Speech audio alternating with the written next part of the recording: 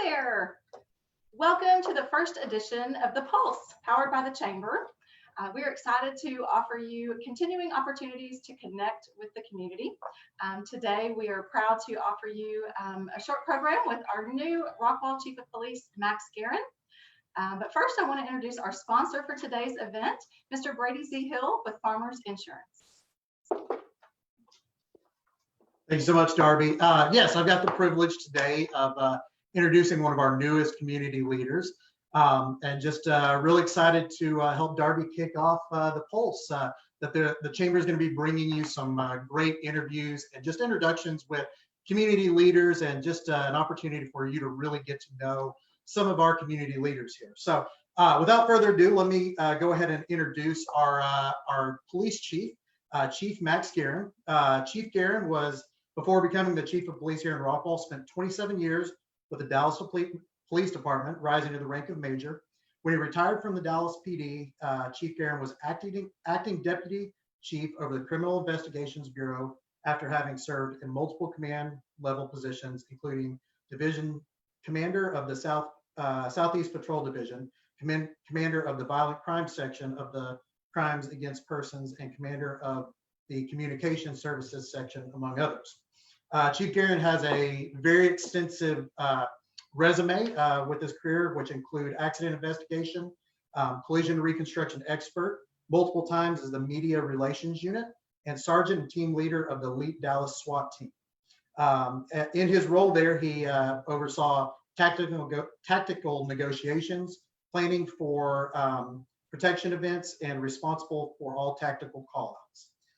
Chief Geron is a graduate of the United States Naval Postgrad School Center for Homeland Defense Security with a master's in Homeland Studies. And then outside of work, Chief Geron spends his time with his two children. He's lived here in the Rockwall area since 2012. He's also a member of the Dallas Police Cycling Team, a nonprofit organization that was created to help families of fallen officers killed in the line of duty. So without anything else, I'm going to have Chief Geron come up and tell a little bit about what he's got going on here. Well, thank you so much. I appreciate the invitation to be the first guest on the Pulse, and an opportunity to connect with the members of the Chamber of Commerce. I'm excited to be here. It has been a transition, certainly never planned for dealing with a pandemic when I first came in, but I can tell you I have been very pleasantly surprised with the welcome and just the overall response of the community here in the last month and a half, last 2 months. It's been a wonderful transition. Well, excellent. Well, we do have a couple of questions for you here, Chief Geron. So kind of start off, obviously you came from the Dallas Police Department. Can you give us just a little bit of insight on kind of your background in policing? Sure. I started in law enforcement about almost right at 30 years ago. I started as a detention officer and a jailer for the Dallas County Sheriff's Department before transitioning to the Dallas Police Department. I worked a number of years in Oak Cliff as a patrol officer, and I like to tell people I've had the blessing of having a bunch of different jobs while having one career, furthering police work. I've been fortunate to serve in a number of different assignments, get a picture of how policing works together as an integral part of the criminal justice system, and foster partnerships and collaborative work with other agencies to institute such technological programs as electronic case filing, next generation 911, and just the technical aspect of how we move forward in policing.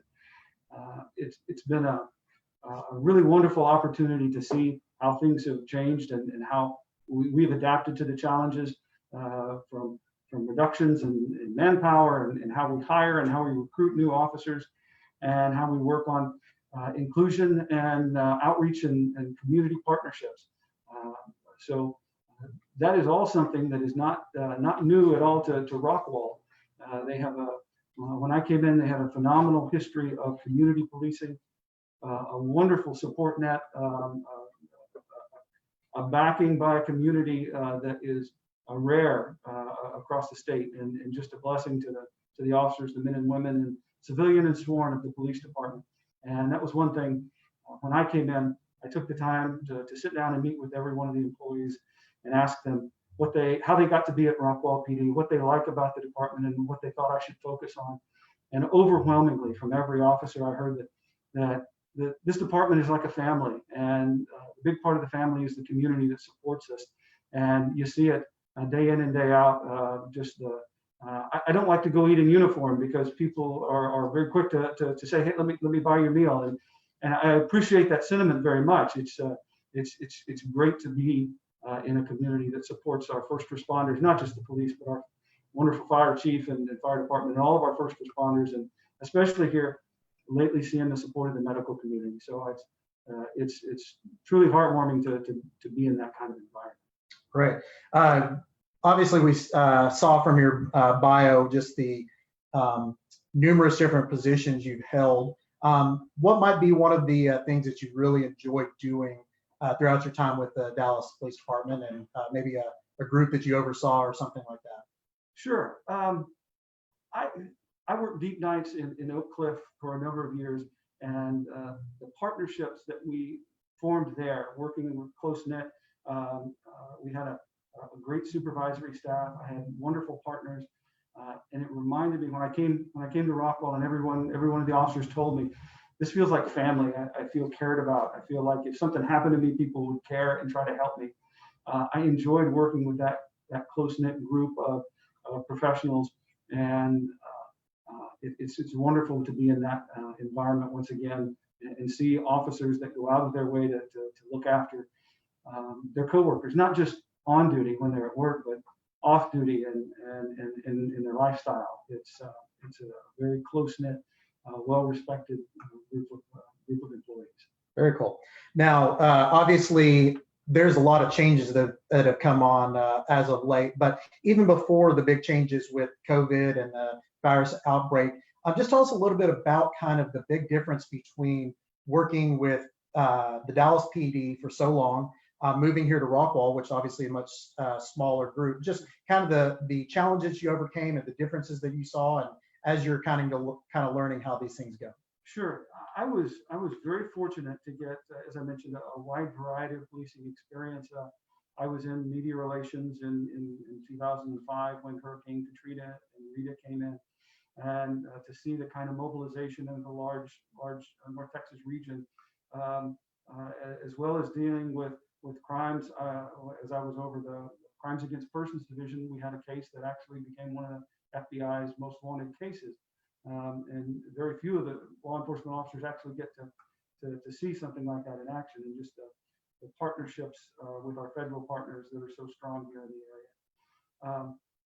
That said, just the sheer size, you come from a department with around 3,000 officers, even more when you count civilian staff, to a department that employs a little over 100 people.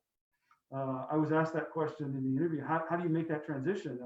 If you've never done anything like that. And for me, it was seizing on an opportunity that I couldn't do in Dallas, and that was to get to know each and every one of the officers and civilian employees of the department, and take that time to sit down and meet with them, find out more about them as individuals, as opposed to people that I knew just in passing. So that has been really just heartwarming for me, to listen to the personal stories and how life took a turn for someone, and they ended up here at Rockwall and they stayed. And then to see such a great volunteer base. It's not just the citizens. We have a wonderful volunteer crew. And I was mentioning to Darby, one of the things that really impressed me during all of these challenges is the city of this size is able to get a list of seniors that might be in need. And then we have people that, with the police department, with volunteers, that will reach out and call them to say, hey, how are you?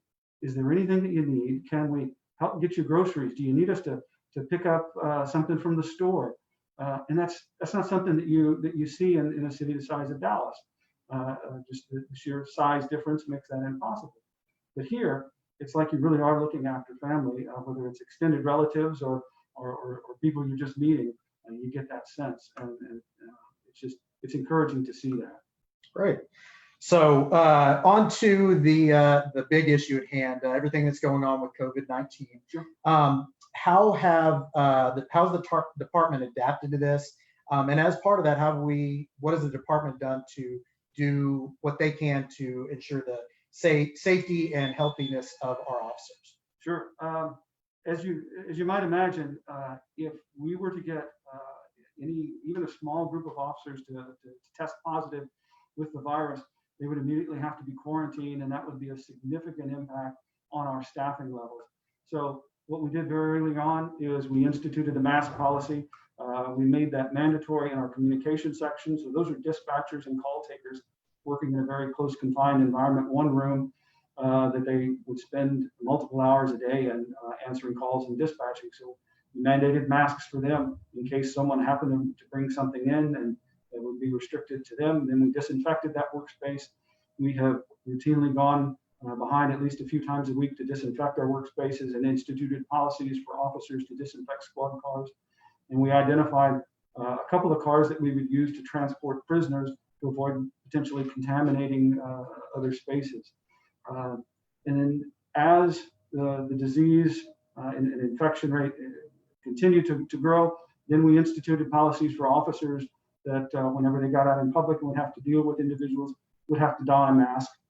And then if they have to make close contact, then we raise that up with the threat level to PPE grade materials and so forth. So try to do our best to look out for everyone there. Oh, excellent. Well, we appreciate what y'all are doing for sure. So kind of going along with those lines, can you touch on what possible enforcement might look like in regards to Governor Abbott's order and getting Texas back to work? Sure. As you might imagine, we got a number of those questions when the first order went out. And the most prevalent question we got is Rockwall PD going to be stopping people to make sure that they're essential workers? And absolutely, the answer to that was absolutely not. And we have not done that. And in that same line, our goal is going to be basically response-based. So if people call, we will respond. But we are also going to take the approach, because our citizens have shown thus far that they are on top of things and they are taking appropriate safety precautions and working to protect themselves. That's been really wonderful to see. I don't anticipate any of that changing. And so we will be geared toward working to help educate the businesses that might have questions. We work very well with our neighborhood services group to try to educate businesses on what's appropriate and what's not, and social distancing and the like. And we have not had any repeat calls on location, so we've been very fortunate. Everybody's worked really hard to get through this together. We really have been in this together with everyone, and I don't see that changing. I see us taking a very soft educational and support role, and doing everything we can to support the community to get through this. Excellent. And so what have we seen, or what has the department seen as far as crime in Rockwall during these times? So in general, we've seen a reduction in crime, but there are still things that we need to analyze that we're not sure about. So there is a natural concern about domestic violence and child abuse, because as you imagine, with kids going to school, there are more eyes on the children. We have not seen a spike in child abuse cases or in domestic violence cases, but that's not to say that those incidents aren't still happening. Perhaps they're not being reported as much. So that is obviously a concern, and we want to look out for populations that are less able to report crime. But I've been encouraged by a number of the reductions. We still have an issue, albeit small, with property crimes. Burglaries of motor vehicles and unauthorized use or auto theft tends to be the ones that we see more of. And so I would just encourage everyone to lock, take, and hide. Lock your car, take your belongings with you, and hide anything that you can't take out. As part of responsible gun ownership, take your firearms out of your cars at night, bring them into the house with you, and protect those, or have them so that you can use them should you need to protect yourself. But just reducing the opportunities for crime to occur just makes everybody safe. Great. Yeah, I think that's fantastic advice. And for sure, as far as the domestic violence and keeping an eye on that, especially with it being Child Abuse Awareness Month and everything that's been going on with our local charities there. So, okay, before we finish up, just kind of, and this may be a little bit more just for you personally, but what have you really, we know you've been in the Rockwall area for a good time now, and then now being employed for here in Rockwall for a little while. What have you really enjoyed about Rockwall? And maybe that's a personal, or maybe that's a little bit from the work side, or maybe a little bit of both. Sure. It's so work side. My first official day reporting for work, I got to the office. I walked in and poured a cup of coffee, and I turned around and I looked at the traffic that was going across the bridge, and I didn't have to do that anymore. And it's wonderful to be so close to the community that you police and be a member of that community. And then that, along with that, is being close to my kids. I'm an active dad. I love spending time with them. My son has done Cub Scouts, and my daughter does choir. And is, I will say this though about the COVID incident, we have sure done a lot more family walks. And I honestly don't know why we didn't do that sooner. But that's a habit that I would love to continue, at least until it gets hot. So. But I really love being around family, and my own and the community as well.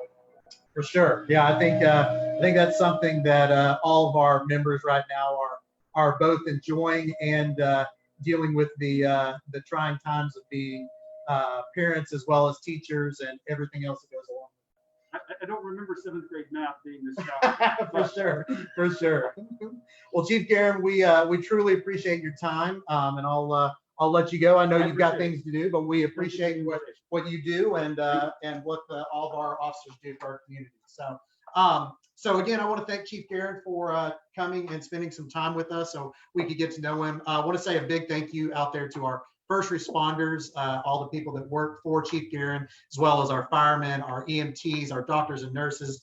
It's really the y'all being out there and keeping us safe is what's really even making this a little bit more bearable than what it otherwise could have been. So like Darby was saying, this is our first or their first episode of the Pulse, and the Chamber will be doing these periodically to really get community leaders to come on and just so you can learn a little bit more about them.